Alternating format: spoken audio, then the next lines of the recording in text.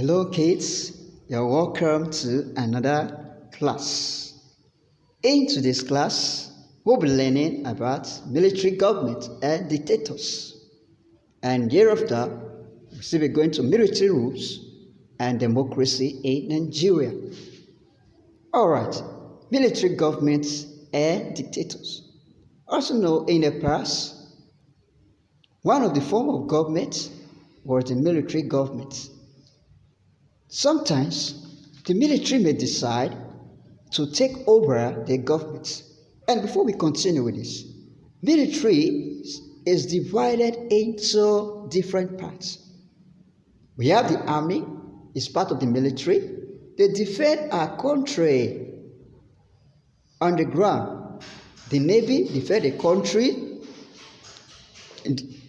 on the sea. Why? The Air Force defend the country in the air. The Army is on the ground, Navy, the sea, Air Force defend the country in the air. These three form the military. And as we are saying, this military sometimes decide to take over the government. And that is called a coup. The military of a country is an organization that is supposed to keep the country safe from other countries. Sometimes, as we said earlier, the military decide to change the government of its country using force. And that is not a good way of taking over the leadership of a country. Using force to take over the country is not the right way of leading people. And now, the person who take over the government, military who take over the government, they are called the head of state. One of the few people control military government. One of few people control the military government. Citizens are not allowed to take part in the government of their country. There is no limit to the number of years that the military stay in the government. These are some of the disadvantages of military governments in Nigeria. Now, a dictator, most of our military governments in the past, some of them were dictators. They decide, they use force, they force the citizen, they abuse the rights of the citizen. Now, a dictator is someone who leads a government by force or by making citizens of a country afraid of him or her. That is a cruel way of leading a country. Sani Abacha is an example of a dictator. In his time, people were harshly treated. And now we see other examples of dictators, not just in Nigeria, also in Africa. Like we have Robert Mugabe of Zimbabwe. He was elected and he refused to leave the office. So he abused the opportunity, the authority, the government's authority given to him. So it's an example of a dictator.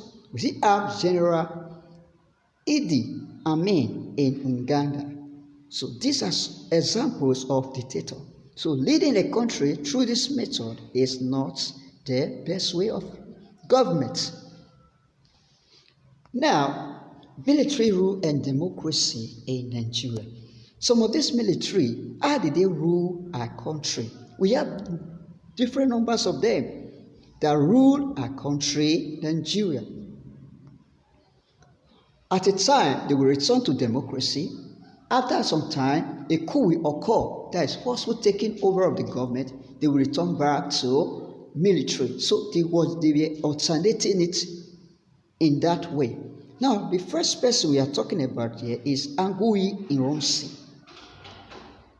All right, the first independent democratic government of Nigeria was led by Sir Tafawa Balewa as the prime minister and Dr. Nnamdi Azikiwe as the president. That was the first democratic government we have. Sir Tafawa Balewa was the prime minister and Dr. Nnamdi Azikiwe was the president. Then in 1966, the government was overthrown by a coup, ready to mean of a coup. And this is Major General Agui Ironsi. He became the head of state. So after the government of that day had been overthrown, him, the picture you're seeing here is Ironsi. He became the head of state. Then a second coup followed in July 1966. Ironsi and other members of the government were killed. They were killed. And what then happened? Lieutenant Colonel Yakubu Gowon became the head of state. This coup led to the Civil War. Now, remember, during this time, a lot of people were killed, the Igbo people especially in the north were killed, and this finally led to the Civil War. So the Civil War started during the reign of Yakubu Gowon. All right. Then in 1975, there was a coup again that led to the overthrow of Gowon. Gowon was overthrown by Murtala Mohammed. He became the head of state. He was overthrown. Meanwhile, in this case, Yakubu was not killed. He was out of the country when he was overthrown. So Murtala Mohammed, that's a picture of Murtala Mohammed, he became the head of state. In 1976, a coup was planned. This coup was planned by Lieutenant Colonel Dimka.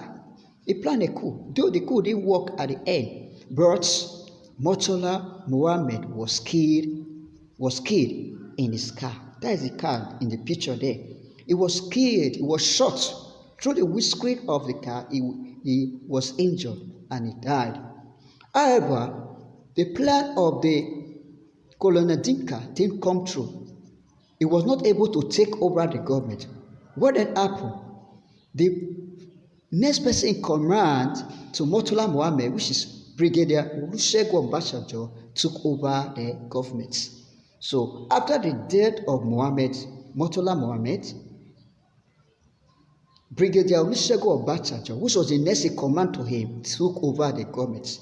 The plan of the coup didn't work out again. However, Murtala Mohammed died in the process. Now, this car here is the car that Murtala Mohammed was killed. It's kept in a museum today in Onika, Lagos. It's kept there as a tourist for tourist sake. All right. In 1979, Brigadier Olusegun Obasanjo organized and returned Nigeria to democratic rule. And what happened? Alhaji Shehu Shagari led the government. And also another election was also conducted in 1983, and Shehu Shagari also won. So Brigadier Olusegun Obasanjo returned Nigeria to democracy. So let's see what happened thereafter, if Nigeria still remained in democracy. Although it was claimed that during the election of Shehu Shagari the second time, there were lots of cheating. And for that reason, the next head of state who took over, overthrown, because actually a coup, with General Muhammadu Buhari, he overthrew Shagari. To him, he saw that the government of Shagari was corrupt, and he started a program called War Against Indiscipline. Because to him, the democratic government was corrupt. So during his time, if citizens did things like jumping the line at bus stop, they might be flogged by soldiers. If a citizen cheats on an exam, he or she could be sent to jail for up to 21 years. So he was so disciplined. He exercised this form of discipline during his tenure. And now this didn't augur well with some persons. And in 1985, General Ibrahim Babangida overthrew Buhari, claiming that his government has abused Nigerian citizens' rights. The harshness was something else, and he promised to return Nigeria to democratic rule again. Okay, let's see if it worked. Then in June 12, 1993, he organized an election in which Chief Moshood Abiola won the election, but he cancelled the election. Abiola won the election, but he cancelled the election, which led to a lot of protests. So that is why June 12 today is remembered in memory of Chief Moshood Abiola, who won the election but was denied the opportunity to rule.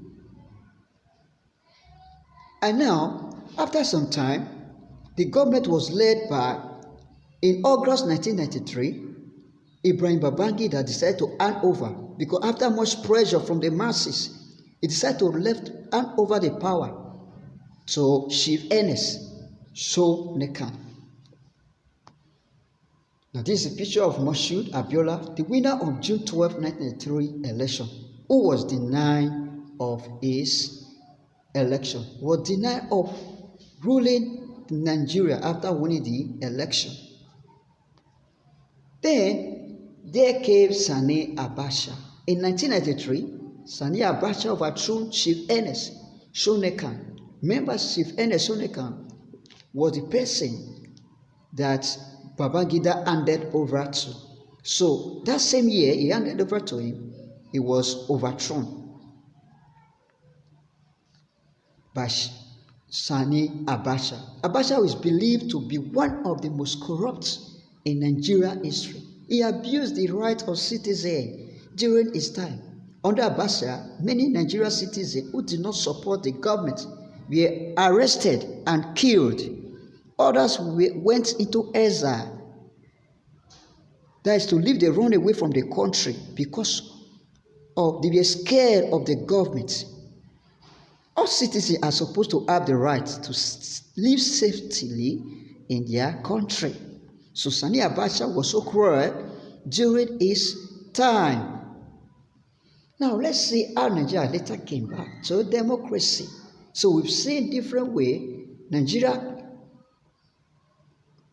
going to democracy, then a coup occurred, military took over. So it continued that way until 1993. Nigeria returned to democratic rule again. Now, in this time, it was led by Obasanjo. He was the one who returned it and started the leadership. General Olusegun Obasanjo became the leader of Nigeria. After his two tenure, because he spent two tenure in his leadership, after his two tenure, Umaru Musa Yar'Adua became the president.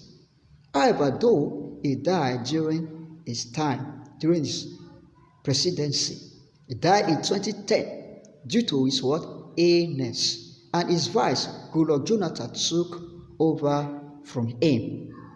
In April 2011, Goodluck Jonathan was elected president of Nigeria. So all through history, Nigeria have seen a lot of harm caused by military rule, and they prefer to remain a democracy. This military government promised to make life better for Nigeria. It's promised to fight corruption, but we discover that as they come in, the story changes. Hello kids, I believe you've learned a lot. Democracy, dictatorship, military rules in Nigeria. So these are some of the military that came up and took over the government, and it was returned back to democracy. Hello kids, with this we come to the end of the class today. Believe you have a nice time. Bye for now.